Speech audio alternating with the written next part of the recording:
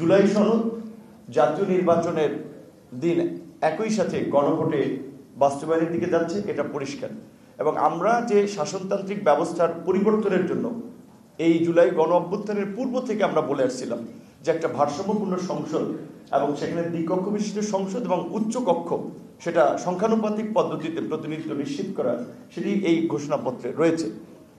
এখানে বিএনপির সাথে আমরা দীর্ঘদিন লড়াই সংগ্রাম করেছি। গত বছর রোজার ঈদের সময় এখানে বিএনপির মহাসচিব সহ শীর্ষ নেতৃবৃন্দ আছেন, তাদের কারো যদি মনে থাকে, মাহাদি আমিন ভাই ইয়ং মানুষ, তার মনে থাকতে পারে, আমি বিএনপি চেয়ারম্যানের উপস্থিতিতে বলছিলাম যে এই সংস্কারের প্রয়োজনীয়তা ফিল করে 31 দফা, বিএনপির 10 দফা থেকে 27 দফা, সেখান থেকে 31 দফা যুগপৎ আন্দোলনের একটা কর্মসূচি নির্ধারণ করেছিল বিএনপি।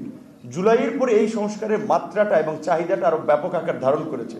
সুতরাং বিএনপিকে এখন সংস্কারের একটা নেতৃত্ব দেওয়া দরকার।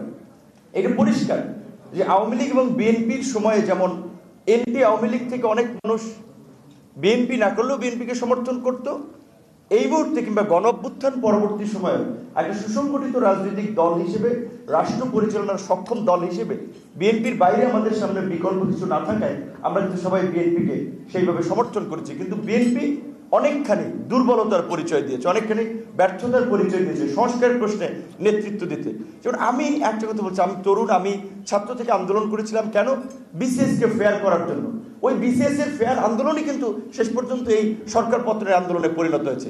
সেই পিএসসি কে একটা ইন্ডিপেন্ডেন্ট প্রতিষ্ঠান হিসেবে গড়ে তোলা হবে। এইখানেও BNP note of dissent, why আমি বুঝি না। দুদককে আমরা বলছি যে পলিটিক্যাল ওয়েপন হিসেবে ব্যবহার করছে প্রতিপক্ষকে দমন করার জন্য। দুদককে এখন সংবিধিবদ্ধ প্রতিষ্ঠান আছে, এটাকে একটা সাংবিধানিক প্রতিষ্ঠানে পরিণত করা প্রয়োজন। এইখানে বিএনপি নোট অফ ডিসেন্ট কেন দিবে? বিএনপির অনেক মিত্ররা এই কথাগুলো বলছে না, কারণ বিএনপির সমর্থনে তারা এমপি হতে চায়, যদি তাদের সমর্থন চলে যায়। কিন্তু আমরা কিছু তিক্ত সত্য হলেও বলছি।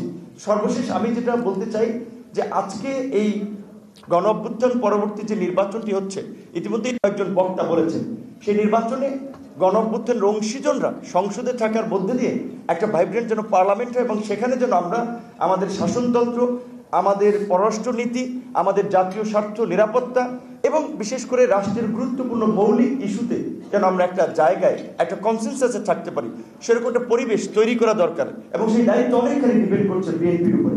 আগামী নির্বাচন কতটুকু সুষ্ঠু হবে, যেটা আজকে নির্বাচন কমিশন, প্রধান নির্বাচন কমিশনার বলেছে, প্লেয়ারদের উপরে ডিপেন্ড করছে। এটাও ট্রু। এখানে বিএনপি সহ বড় রাজনৈতিক দলগুলোকেই কিন্তু সরকার আইন শৃঙ্খলা বাহিনীর চেয়ে বেশি কার্যকর ভূমিকা পালন করতে হবে। কিন্তু রাজনৈতিক দলগুলোর সেই দায়িত্বশীল আচরণ, তাদের নেতাকর্মীদের প্রতি সেই ইনস্ট্রাকশন আমরা কিন্তু লক্ষ্য করছি না। সুতরাং নির্বাচন ভণ্ডুল হলে, নির্বাচন বিতর্কিত হলে পরবর্তীতে যদি দেশ আবার একটা সংকটে পড়ে, সেই দায় দায়িত্ব রাজনৈতিক দলকেই নিতে হবে।